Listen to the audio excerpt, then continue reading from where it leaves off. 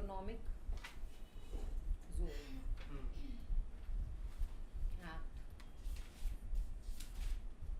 As far as अगर मैं weightage बोलूँ तो एक क्वेश्चन है ना, एक क्वेश्चन आप फॉर श्योर उम्मीद कर सकते हो इसमें, मतलब एक क्वेश्चन रहने के चांसेस हैं। क्वेश्चन की वेटेज ऑलमोस्ट 5 मार्क्स, तो मैं इस चैप्टर को भी 5 मार्क्स दे के चल रही हूँ। क्लियर? जैसे मेट्रोलॉजी हो गया, ये SEZ हो गया, तो ये 5-5 मार्क्स के क्वेश्चन आपके पेपर में रहते हैं। अब मैंने आपको ये भी बताया था कि भाई SEZ होते क्या है, बताया था। इसको स्मॉल फॉर्म होती है SEZ, है ना, स्पेशल इकोनॉमिक जोन। तो नाम से ही समझ आ रहा है क्या कह रहा है, किसके क्या पर्पस है इनका, इकोनॉमिक ग्रोथ। इकोनॉमिक ग्रोथ, ठीक है। मेजरली हमें क्या चाहिए, पैसा, पैसे के पॉइंट ऑफ व्यू से बात कर रहे हैं। और मैंने आपको तो जोन्स की बात क्या कर रहे हैं, तो ये टेरिटोरियल एरिया हो गया ना, जोन। तो मतलब हमने क्या बोला है कि ये एरिया है ना, जिसके लिए हम क्या करें, जिसमें कुछ प्रोडक्शन करेंगे, ठीक है, और उस प्रोडक्शन से क्या हम करेंगे, क्या करेंगे, पैसा कमाएंगे, है ना। तो स्पेशल इकोनॉमिक जोन क्या है, एक ऐसे एरिया है with in the territory, with in the country, ठीक है, जो कि इंडियन नहीं माना जाएगा, वो क्या मान रहे हैं हम, फॉरेन, ठीक है। इसका फायदा क्या है मैम, एस्टैब्लिशमेंट, कंपनीज, फैक्ट्रीज तो यहाँ भी ऑलरेडी थी ना, तो ये जोन्स बनाने का बेनिफिट क्या है, जोन्स बनाने का बेटा ये बेनिफिट होगा कि हम लोग क्या होगा ना, जोन्स, एक मिनट,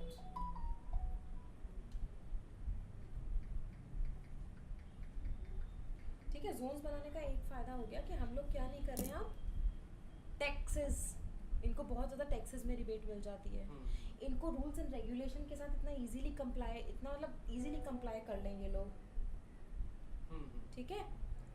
तो ये होता है, ठीक है। तो SEZ क्लियर। तो इसमें थोड़ा सा हम लोग अगर लिखेंगे तो यही लिखेंगे कि SEZ क्या है, SEZ इज अ स्पेसिफिकली डिलिनिएटेड, बता दिया, ड्यूटी फ्री एनक्लेव। मैं हमने बोला कि ना एक बार आप शुरू से करवा देना रिकॉर्डिंग के पॉइंट ऑफ व्यू से, ठीक है। और मैंने आपको ये भी बोला था कि ये विद इन टेरिटरी होते हैं आपके, लेकिन इनको बहुत ज़्यादा इंडिपेंडेंस मिली होती, इकोनॉमिक इंडिपेंडेंस, ठीक है। जोन है within our political territory,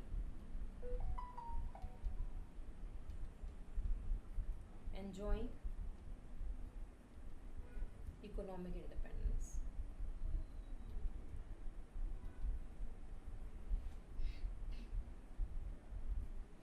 ठीक है, क्लियर। इनको इकोनॉमिक इंडिपेंडेंस मिल रही है, ठीक है। फिर मैंने ये भी बताया था कि डीमिंग प्रोविजन से इसको क्या माना जाएगा, deem, yes, foreign territory, foreign territory है नहीं, लोकेट तो इंडिया में ही कर रही है, लेकिन डीमिंग प्रोविजन से माना जाएगा। इसका एग्जांपल दे दो। इसका ये कहाँ पर है, SEZ को बिल्कुल है, आपका जामनगर में है, पता है, तुम तो गुजरात से ही हो। ये नहीं पता था कि जामनगर में है, लेकिन जामनगर में भी है और आपका कोची में भी है, बहुत जगह है SEZ, एक नहीं है। लगता है ना ऐसी चीज़ें कहीं एग्जिस्ट ही नहीं करती, लेकिन एग्जिस्ट करती हैं, ठीक है। कल को जाके बिजनेस काम करोगे ना, ऑफिस वगैरह, तब पता लगेगा, ठीक है। टेरिफ और बिजनेस के पॉइंट ऑफ व्यू से, ठीक है। तो ये क्या है, फॉरेन टेरिटरी, ड्रीम, तभी मैंने वर्ड यूज़ किया है डीम्ड, डीमिंग प्रोविजन से ही माना गया है, ठीक है, क्लियर। अब मैंने आपको ये भी बताया था कि जब हम लोग ट्रांजैक्शन करते हैं SEZ to SEZ, ठीक है, तो हमेशा याद रखना ये पेमेंट क्या होती है, पेमेंट इसमें फॉरेन करेंसी में ही होगी, क्लियर, ठीक है। अच्छा, एक चीज और इसमें याद रखना, शायद मैंने ये ना लिखवाई हो, कि फॉरेन कंट्री से अगर कोई चीज SEZ में आ रहा है तो कोई लाइसेंस नहीं चाहिए, नो लाइसेंस फॉर इंपोर्ट,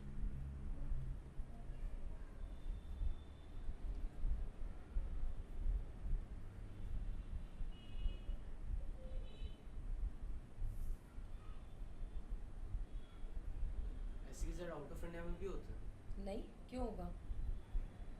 हाँ, लेकिन कल को जाके इसकी बैंक ब्रांच खुलेगी ना, तो एक यहाँ होनी चाहिए, एक बाहर जरूर होनी चाहिए।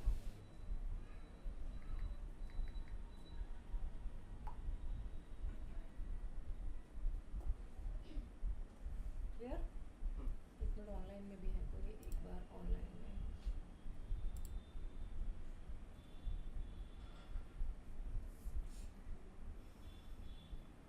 एक बार जल्दी से रीड करो, क्या समझ आया?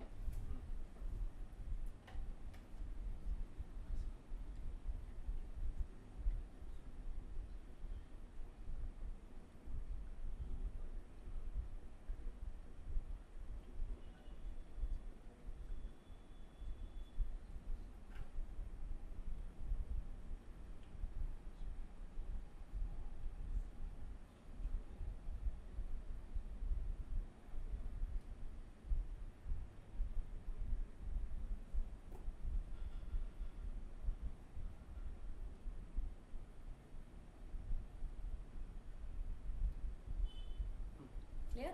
ठीक है, जैसे मैं आपको बताया, जामनगर में, कोची में, एक नहीं है, काफ़ी जगह SEZ है। जैसे रिलायंस वगैरह है, ठीक है, तो इसमें ये भी बहुत काम करवाते हैं। लेकिन यहाँ पर जो प्रोडक्ट बनता है ना मेजरली, वो यहाँ के लिए नहीं बनता, बनता भी बाहर के लिए है। समझ गए? तो इसमें जो भी, जैसे ये पूरे एरिया को डिक्लेयर करवा दिया जाता है, ये एरिया है तो ये एरिया होता है SEZ पूरा। इसमें अलग अलग यूनिट्स होती है, जैसे ये यूनिट हो गई, तो इसमें एक यूनिट हो गई है, ठीक है। इसको कौन, एक बंदा करेगा प्रमोट, उसको प्रमोटर कहा जाता है, अभी वो भी बताऊंगी, ठीक है। ऐसे होता है ये SEZ में। क्लियर? ठीक है। अब नेक्स्ट पॉइंट हम बात करेंगे कि इसमें अथॉरिटीज कौन कौन सी होती हैं। तो अथॉरिटीज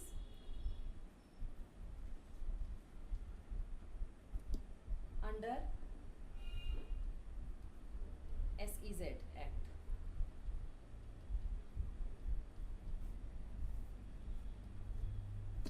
बेटा अथॉरिटीज की बात करूं तो सबसे पहले मैं बात करूंगी, इसमें होता है एक नोडल ऑफिसर।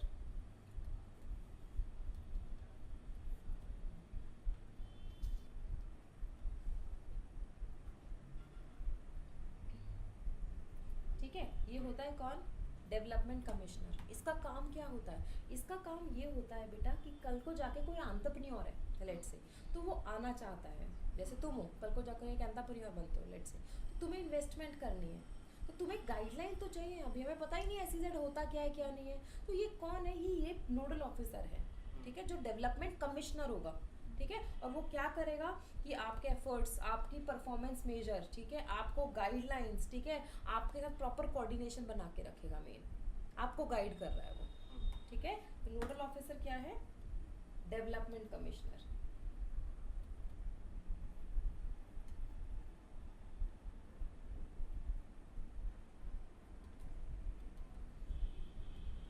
ठीक है, गाइड करेगा, गाइडिंग एंटरप्रेन्योर्स।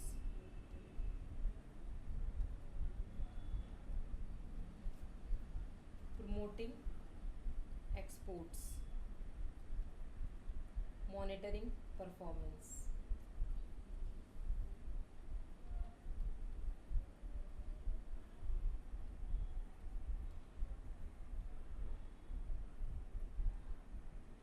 ठीक है, दूसरी बॉडी हो गई आपकी board of approval. Board of approval क्या करेगी, ये SEZ को अप्रूव करेगी, ठीक है। कौन सा एरिया SEZ डिक्लेयर होगा या नहीं होगा, हर एरिया को SEZ नहीं बना सकते ना, ठीक है। तो फॉर अप्रूवल ऑफ SEZ, ठीक है, इसमें ये कह दो अप्रूव भी करेगी, ठीक है। कल को जाके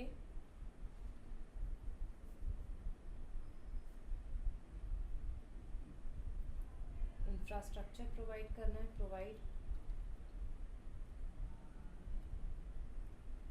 कल को जाकर अपील्स आती है अगर, तो उसको भी डिस्पोज करेगी,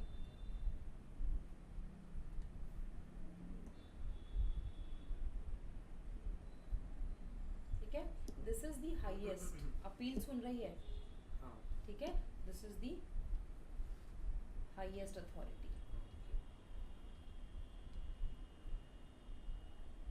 ठीक है। इसके नीचे होती है अप्रूवल कमेटी।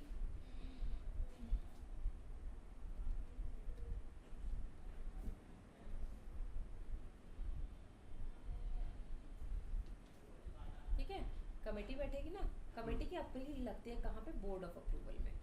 समझ में आई? ठीक है, इसकी अपील लगती है यहाँ, यही डिस्पोज ऑफ करेगी, इंफ्रास्ट्रक्चर प्रोवाइड करेगी और अप्रूव करेगी। क्लियर?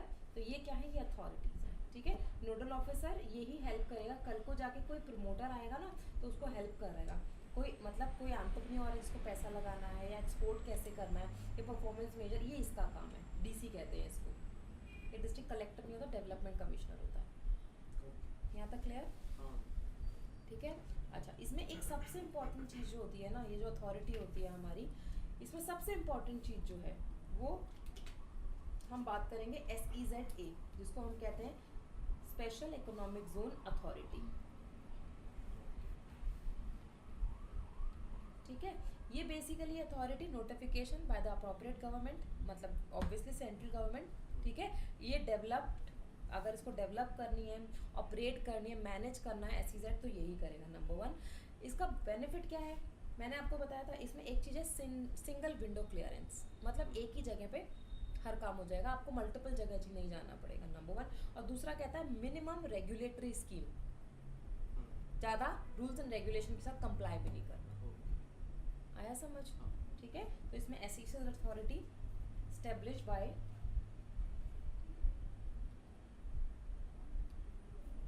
notification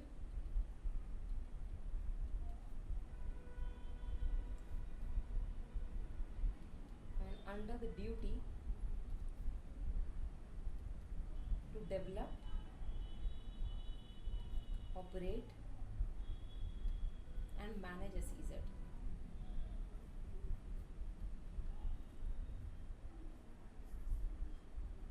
इसका पर्पस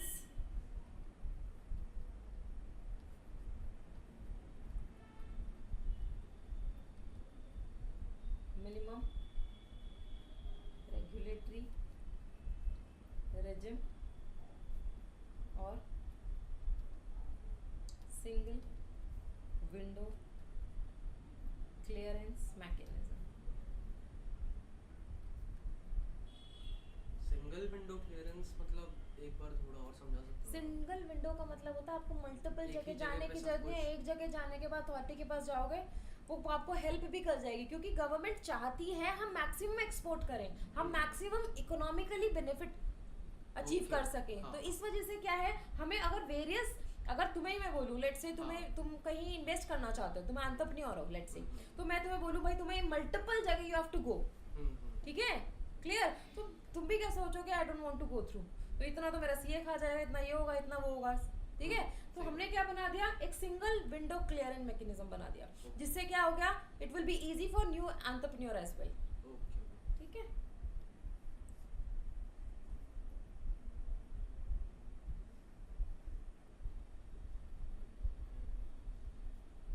ठीक है बेटा।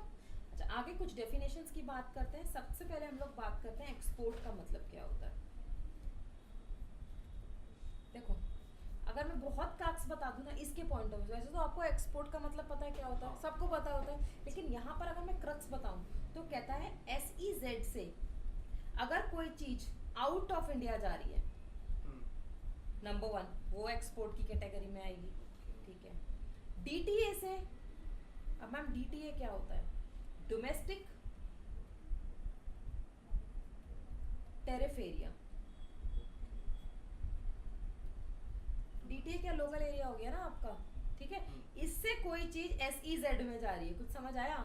मतलब लेट से दिल्ली से वो जामनगर में चीज लेके जा रही हूँ मैं, तो वो भी क्या हो गया, एक्सपोर्ट। समझ आई? और तीसरी चीज कह रहे हैं, अगर SEZ से ही चीज SEZ में जा रही है तो उसको भी हम एक्सपोर्ट की कैटेगरी में लाएंगे। तो इसकी डेफिनेशन एक्सपोर्ट की यहाँ चेंज हो जाती है, याद रखना। आ गया समझ? कोई डाउट? पक्का?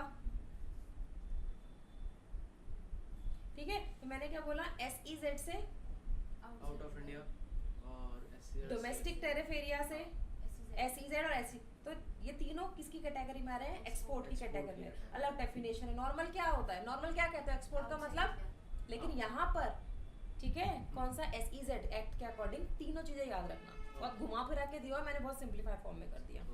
नेक्स्ट कहता है बी, पहली डेफिनेशन थी ये। Second definition is offshore import का भी फिर यही होगा। इंपोर्ट, इसमें एक्सपोर्ट पढ़ना है, मैं बताती हूँ इंपोर्ट भी। ऑफशोर बैंकिंग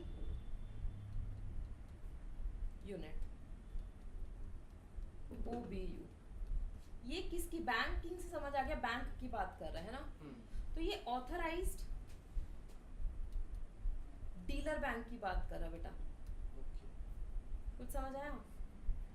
जैसे आपको ट्रांजैक्शन के लिए एक बैंक चाहिए होता है ना, तो भाई SEZ के पास भी तो बैंक होने चाहिए ना ट्रांजैक्शन के लिए, सही बात। ठीक है। तो इनके ये बैंक है, इसको हम लोग क्या बोलते हैं, ऑफशोर बैंकिंग यूनिट्स, ठीक है, क्लियर। और ये ऑब्वियसली ये किसके रूल्स एंड रेगुलेशंस के अकॉर्डिंग बनाए होंगे, RBI। चलेगा सब RBI के अकॉर्डिंग, आपको पता है, आपको पता है, जब भी हम इंटरनेशनल ट्रेडिंग भी करते हैं, ठीक है, या फिर नंबर ऑफ ब्रांचेस भी एक बैंक खोलता है, तो रूल्स एंड रेगुलेशन RBI के चलते हैं, ठीक है। तो रूल्स एंड रेगुलेशंस यहाँ किसके लगेंगे, RBI, क्लियर, ठीक है। अच्छा, मैंने आपको ये भी बताया था कि भाई इनकी, मैंने बताया 2 ब्रांचेस होनी चाहिए एटलीस्ट, एक यहाँ पर और एक बाहर ऑपरेट करेगी, ठीक है। 2 बैंक्स अकाउंट, ठीक है। OBU पढ़ेंगे इसको, OBU समझ आ गया ना, यहाँ पर मैंने यही लिख दिया, ठीक है। OBU मेंटेन करेगा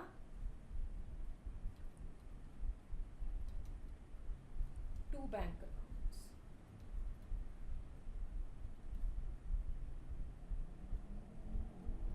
with in India and outside India, ठीक है। और इनको भी नॉर्म्स माननी पड़ेगी, किसकी, RBI। सिंपल सी बात है, ठीक है। तो याद रखना, जो भी इनका कैश रिजर्व रेशियो है,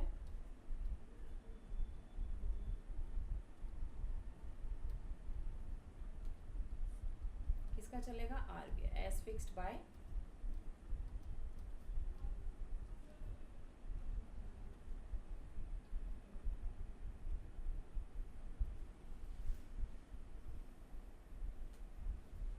डन, ठीक है। अब महिमा ने एक क्वेश्चन पूछा, मैम आप ये बता रहे हो तो आप इंपोर्ट की डेफिनेशन भी बता दो, है ना। तो इसके कंटेक्स्ट में अगर मैं इंपोर्ट की डेफिनेशन बोलूँ, तो सबसे पहले कोई भी चीज आउटसाइड, बाहर से SEZ में आ रही है, तो वो इंपोर्ट होनी चाहिए, नहीं होनी चाहिए, नहीं होनी चाहिए इंपोर्ट। इम्पोर्ट, बट SEZ को भी तो हम आउट ऑफ इंडिया ही मानते हैं। हाँ, आउटसाइड का मतलब कौन सी आउट, SEZ वो स्पेसिफाइड एरिया है, इससे बाहर से चीज आ रही है, इंडिया से ही चीज आ रही है कोई लेट से, तो वो क्या हो जाएगी, वो हो जाएगी, ठीक है, नंबर 1। नंबर 2 कह रहा है SEZ से SEZ में ही सामान आ रहा है, सामान, जो बंदा लेगा तो इंपोर्ट ही करवा रहा है ना, ठीक है, ठीक है। तो याद रखना, 1 receiving goods from 1 SEZ to another, although this definition is not much important, but तुमने पूछी तो मैंने बता दी है, एक्सपोर्ट की ज़्यादा पेपर में पूछता है ये। 4th is developer,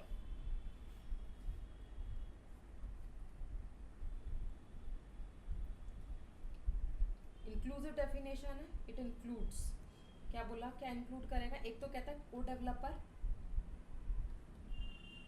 और दूसरा who granted letter of approval by CG।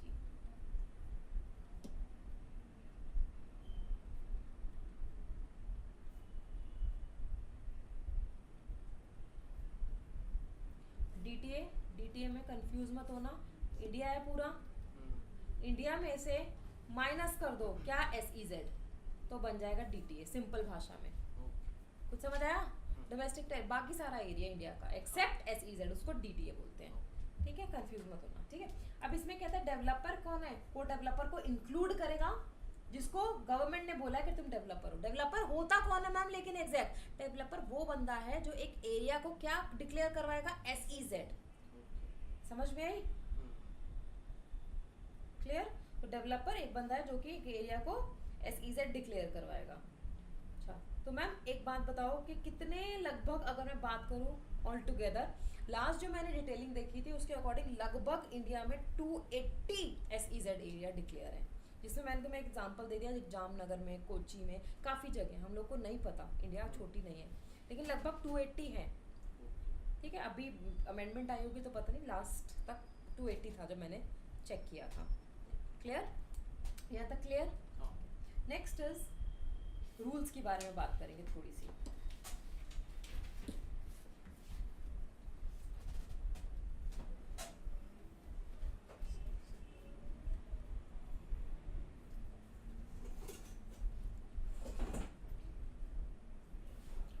अगर रूल्स की बात करूं, आपको पता है एक एक्ट होता है, हमेशा एक रूल्स होता है, जैसे ट्रेडमार्क में पढ़ा है, एक्ट होता है, रूल्स होता है। ठीक है, तो इसमें भी रूल्स में क्या दिया होगा? रूल्स में भी सिंपल बात की होगी। क्या क्या बात की होगी? कि उसके अंदर कि कैसे प्रोसीजर्स को हमने सिंप्लीफाइड कर दिया। ठीक है, सिंगल विंडो क्लियरेंस वाला फैक्टर दिया है। ठीक है, अच्छा, फिर उसके बाद कहता है कि हम लोग क्या कॉन्ट्रैक्ट मैन्युफैक्चरिंग भी कर सकते हैं। कॉन्ट्रैक्ट मैन्युफैक्चरिंग का मतलब क्या होता है? फॉरेस्ट प्रिंसिपल्स के लिए कॉन्ट्रैक्ट मतलब कि इंडिया में प्रोड्यूस कर सकते हैं और बाहर बेच सकते हैं, ये अलाउ किया गया है। As per rules and regulation तो आपको ऑब्वियसली फॉलो करने ही पड़ेंगे, जो भी गवर्नमेंट के हैं, या बैंक जैसे खोला है तो RBI के नॉर्म्स को फॉलो करना ही पड़ेगा, that is a different thing, वो करना ही करना पड़ेगा। ठीक है, लेकिन हम ये काम कर सकते हैं, क्योंकि हमें मेन एम्फोसिस बार बार एक चीज याद रखना, गवर्नमेंट सोच रही है किसके लिए? एक्सपोर्ट के लिए, कि उसको एक्सपोर्ट करना है in order to earn money. Clear? क्योंकि हमारी इंडिया ना बेटा, ये तो मैम ये वाली SEZ बनाए क्यों गए थे? इंडिया, मैंने बच्चों को समझाती हूँ, इंडिया एक बहुत अच्छी बेल्ट में लाई करती है, एक ट्रॉपिकल बेल्ट में लाए। अगर आप अर्थ को देखो तो अर्थ में ट्रॉपिकल बेल्ट होती है। ट्रॉपिकल बेल्ट ऐसी बेल्ट है जहाँ पर आपको हर तरीके का क्लाइमेट मिलता है, और ये ट्रॉपिकल बेल्ट की वजह से ही क्या है, हमारी इंडिया में कैश्यू नट से लेके मैंगो तक, कुछ समझ रहे हो, सब कुछ we can cultivate easily. Rice, ठीक है, कंट्रीज लाइक जापान, उन पे एग्रीकल्चर होता है, मैं ये नहीं बोलती, ठीक है, लेकिन वहाँ पर एक्सपेंसिव बहुत है चीज़ें। क्यों? वहाँ पे 10 लेडी फिंगर्स आई गेस 600 रुपये की मिलती है, वहाँ पे ऐसे मिलता है पैकेट्स में। ठीक है, पपाया लेना है अगर लेट से, तो एक उसका स्लाइस मिलता है 600 रुपये का, मतलब ये कॉस्टिंग है। क्यों? क्योंकि वो मैक्सिमम चीज़ों को क्या करवाते हैं? एक्सपोर्ट करवाते हैं, क्योंकि वो कहाँ लाया करती है? जापान। ट्रॉपिकल बेल्ट में नहीं लाई करती, उसका एटमॉस्फेयर इतना अच्छा नहीं है कि वो हर चीज़ को कल्टीवेट कर पाए। क्लियर? तो यहाँ पर लिखोगे फर्स्ट इज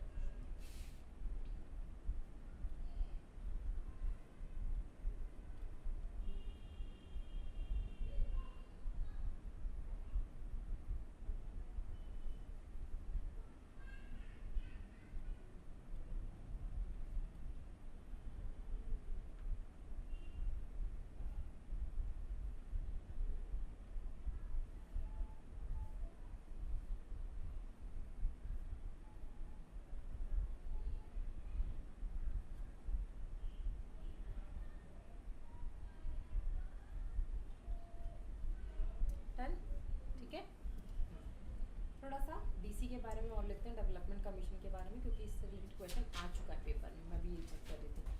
अब डेवलपमेंट कमिश्नर मैंने आपको बताया कौन होता है ना, जो हाँ जो development कि में बिल्कुल SEZ डेवलपमेंट। अब क्या लिख दिया मैंने,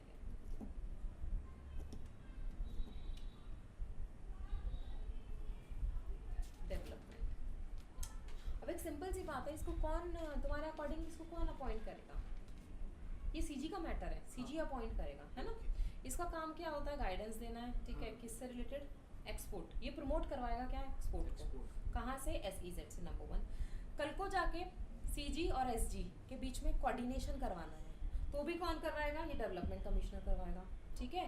फिर कोई भी अगर प्रोग्राम इसको लग रहा है, क्लियर, कि मुझे क्या करना है कि कोई यूनिट को क्या करना है? डेवलप करना है, ठीक है, तो वो मॉनिटर करेगा इसकी परफॉर्मेंस को, ठीक है, क्लियर। तो development commissioner is appointed by CG, CG में अपॉइंट। अच्छा, तो मैम क्या एक एसईजेड के लिए एक कमिश्नर होता है? तो अगर सीजी चाहेगा, एसईजेड छोटा है अगर, तो वो क्या करेगा? एक कमिश्नर को 2 एसईजेड दे सकता है, नियर बाय हो सकते हैं, और हो सकता है एक के लिए, वो डिपेंड करता है किसके ऊपर? सीजी के ऊपर, ओके। ठीक है। मे अपॉइंट डीसी फॉर 1 और more SEZ, number 1। Second is functions की अगर हम बात करें, guide entrepreneurs,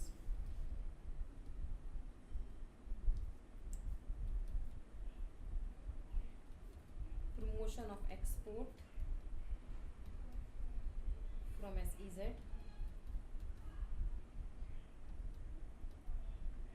coordinate with SG or CG or other agencies, monitor performance of development.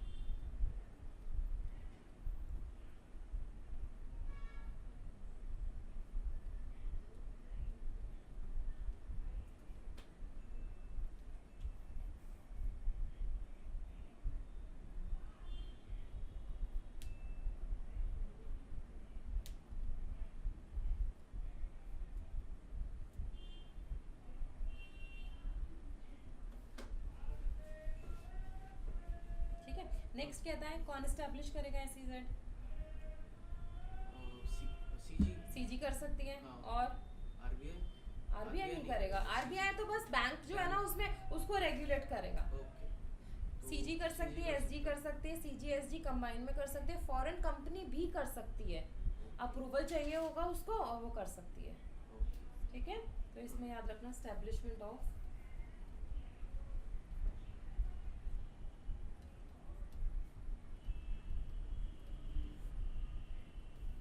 Bye CG, SG, CG and SG both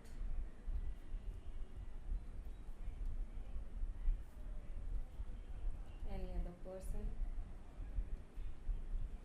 even by foreign company.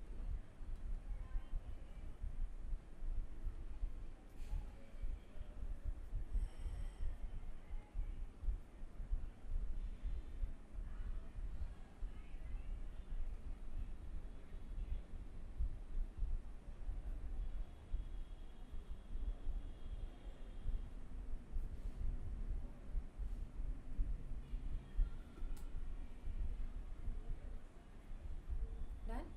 ठीक है। Next कहता है SEZ authority. SEZ authority को कौन बनाएगा? वो भी कौन बनाना चाहिए? सीजी। सारा पावर सीजी को है। बार बार बोल रही, पावर मेजरली सीजी को दिया हुआ है इस एक्ट में, क्योंकि कहीं ना कहीं जब हम इंटरनेशनली बात करते हैं तो स्टेट गवर्नमेंट से तो बात नहीं होती। हाँ। तो लेकिन मैम यहाँ पे हमने बोला ये एसजी बनाती है, तो एसजी बनाती है, फिर भी तो एसजी इसके पास ही जाएगी। हाँ।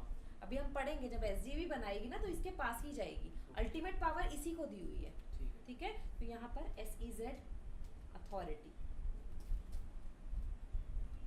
उसकी डेफिनेशन पढ़ी थी, थोड़ा सा ज़्यादा पढ़ेंगे, ठीक है। एसईजेड अथॉरिटी की बात करें तो सीजी कॉन्स्टिट्यूट करेगी, CG constitute SEZ authority for every SEZ. इसके अगर फंक्शंस की बात करो, क्या फंक्शन हो जाए? पहली चीज development of infrastructure in SEZ,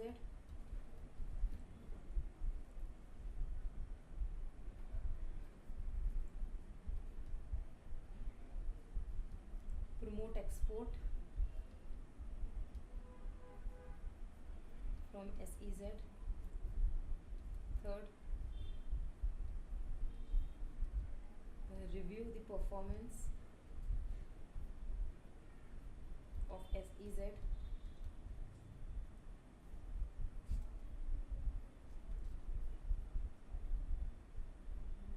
fourth कहता है आपका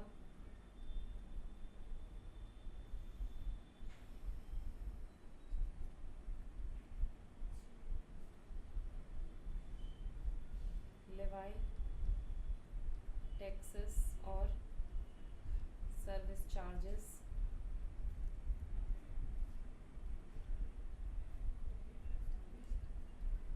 और रेंट.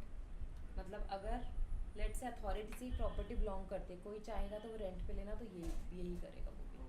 ठीक है. Rent for use of property belongs to authority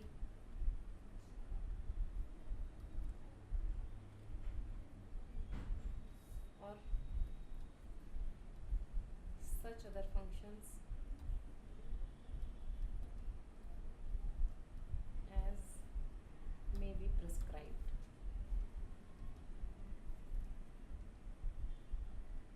जो भी डायरेक्शन सीजी देता है वो बाइंडिंग होता है, याद रखना. ठीक है.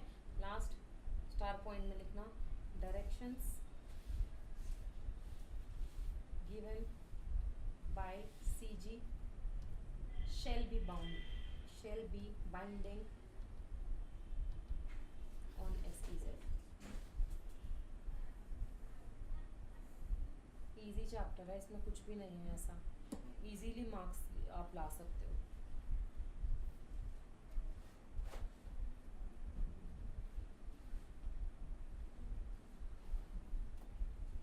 ठीक है. क्लियर. एक बार 2 मिनट का टाइम है, फटाफट रीड कर लो. अब हम अप्लाई कैसे करते हैं SEZ के लिए ये बताऊंगी आप लोगों को. टॉपिक थोड़ा सा बड़ा है कंपैरेटिवली.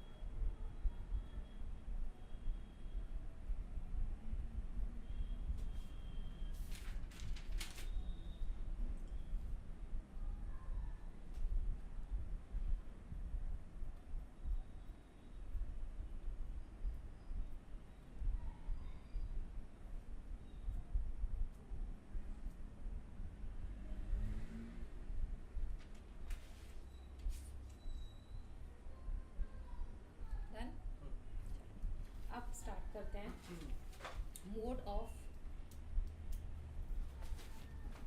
Applying for SEZ। दो मोड्स हैं, पहले एक पढ़ेंगे फिर दूसरा, ठीक है। तो मोड्स यहाँ पर फर्स्ट है, आपने प्रपोजल लगाया है टू SG, ठीक है, समझ गए। स्टेट गवर्नमेंट के पास आपने क्या करा है, प्रपोजल लगाया है।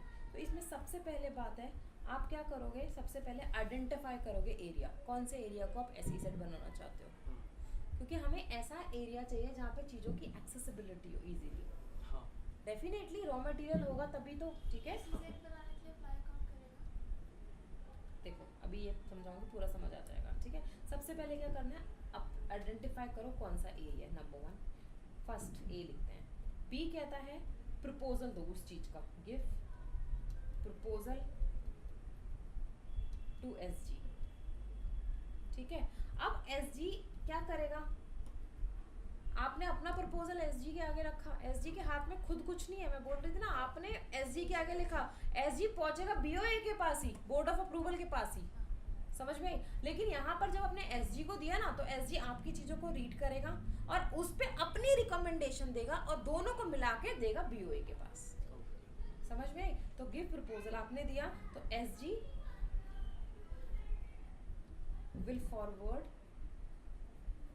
such proposal along with recommendation to किसको देगा, BOA। पता है ना BOA क्या होता है। अच्छा, अब BOA क्या कर सकता है, अप्रूव कर सकता है और अप्रूव विद कंडीशन कर सकता है, ठीक है, या फिर वो क्या कर सकता है, मॉडिफाई कर सकता है या रिजेक्ट कर सकता है, इसके अलावा वो कुछ नहीं करेगा। तो BOA के पास 4 चीजें हैं। सबसे पहले वो अप्रूव आइदर, कुछ भी कर सकता है इनमें से, अप्रूव भी कर सकता है, अप्रूव विद कंडीशंस, कंडीशन लगा के कर सकता है, उसके बाद मॉडिफाई कर सकता है, और लास्ट इज रिजेक्ट कर सकता है।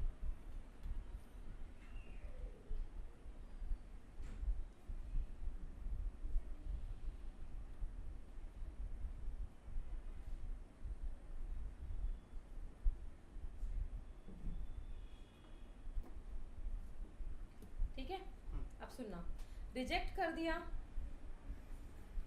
तो रिकॉर्ड रीजन रिकॉर्ड कर लेगा कि क्यों रिजेक्ट मारा है, समझ में आई। मॉडिफाई आपको बोलेगा चेंज करो, ठीक है, क्लियर। अच्छा, अप्रूवल आ गया और कंडीशन है, और ये कंडीशन को भी आपने अगर फुलफिल कर लिया तो इन दोनों केसेस में अप्रूवल है, यस और नो, ठीक है। तो अब अप्रूवल के बाद BOA क्या करेगा, BOA कम्युनिकेट करेगा, CG को बताएगा कि भाई इसका पूरा का पूरा मॉडल क्या है, वेल वर्स्ड है, तो हम इसको अप्रूवल देना है, तो ये CG को बताएगा। BOA कम्युनिकेट करेगा टू किसको, CG को, और फिर CG इशू कर देगा LOA, लेटर ऑफ अप्रूवल, ठीक है। CG will issue letter of approval,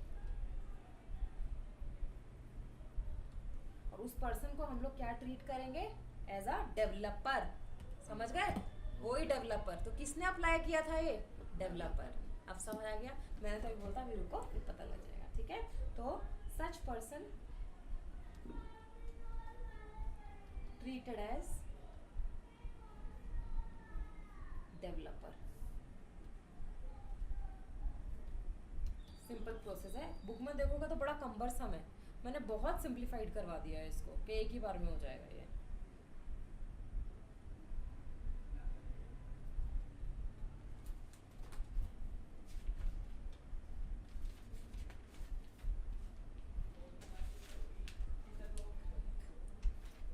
पहले इनकी लॉ की क्लास है, शायद लॉ की है, तभी झाँक के देख रहे हैं।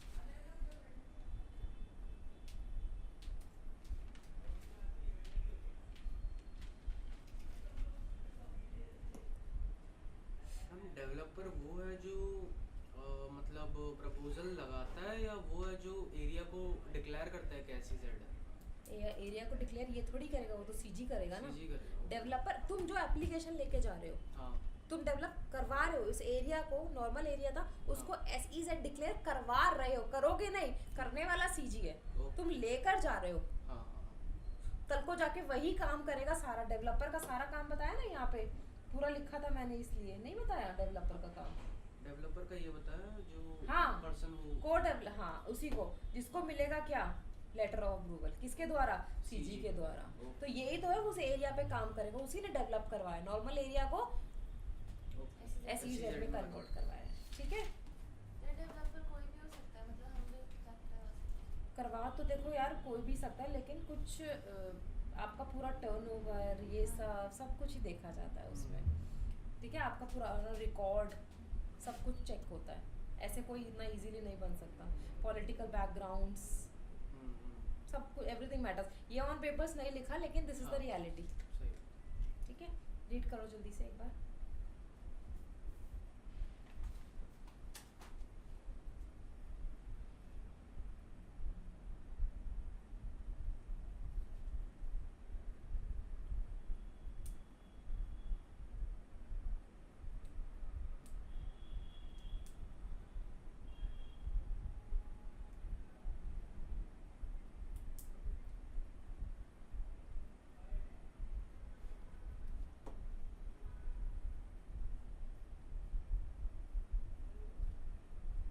समझ आ रहा ना, वैसे कोई डाउट तो नहीं है। अब डन। इसके बाद कहता है जब डेवलपर को, ठीक है, ये LOA मिल गया, लेटर ऑफ अप्रूवल, तो क्या इसके बाद वो सस्पेंड भी हो सकता है LOA, तो सस्पेंशन हर चीज़ की पॉसिबल है, ठीक है। तो कहता है बोर्ड ऑफ अप्रूवल के पास ही राइट है, वो क्या कर सकता है, इसको सस्पेंड कर सकता है, लेकिन सस्पेंशन से पहले 3 महीने का नोटिस देगा कि भाई तेरे को सस्पेंड कर रहे हैं, ठीक है। सस्पेंशन कितने टाइम की हो सकती है, मैक्सिमम 1 साल की हो सकती है। किस ग्राउंड पे हो सकती है, आपने अपना फंक्शन प्रूव नहीं किया, आपके पास इतना पैसा नहीं, इसकी मैं बात कर रही थी कि आप अपने ड्यूटीज को पूरा कर सकते हो, ठीक है। आपने कुछ, बोर्ड ऑफ अप्रूवल ने आपको कुछ बोला था करने के लिए, आप उसको डिनाई कर रहे हो, उसको नहीं कर रहे हो, तो मैम उस दौरान, और ना इसके पास बोर्ड ऑफ अप्रूवल के पास राइट है, पूरे ही SEZ को वो सस्पेंड कर सकता है या उसके एक पार्ट को सस्पेंड कर सकता है।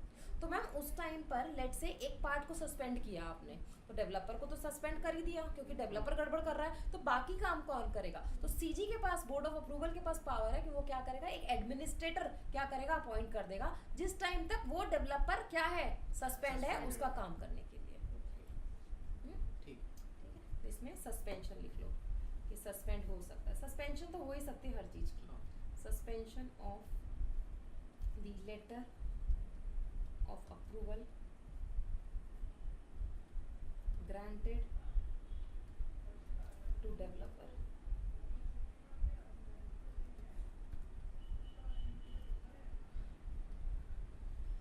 board of approval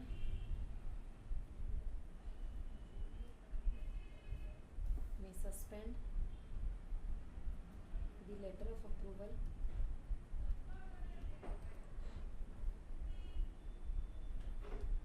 मैक्सिमम कितना, 1 ईयर, है ना, ड्यूरिंग सस्पेंशन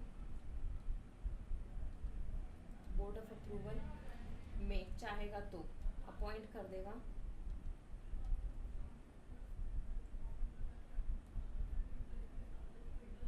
पर्सन, एडमिनिस्ट्रेटर जिसको हम कहेंगे, to discharge function of developer।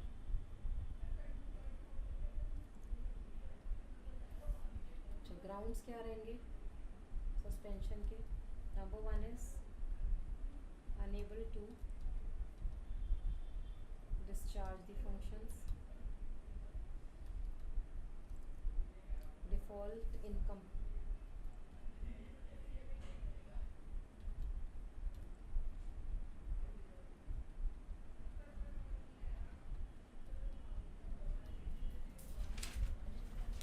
direction of board, third violates the TNC term and conditions, poor financial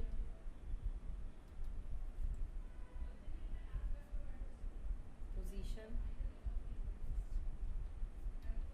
that he cannot discharge his duty efficiently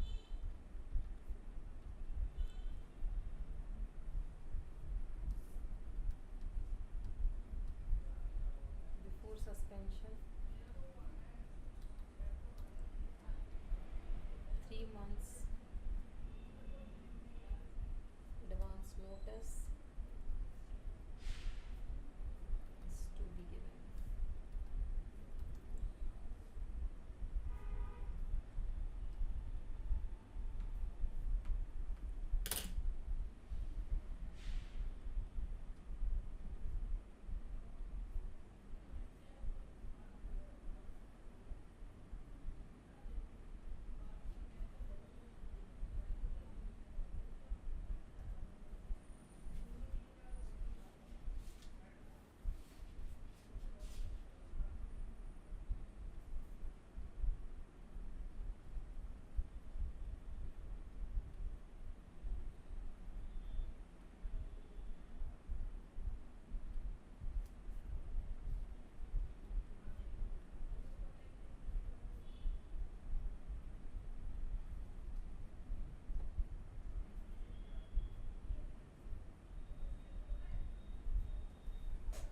ठीक है, इसको इतना ही रखते हैं आज, ठीक है। ओके नेक्स्ट क्लास में इसको कंटिन्यू करेंगे और वाइंड अप भी कर देंगे, खत्म।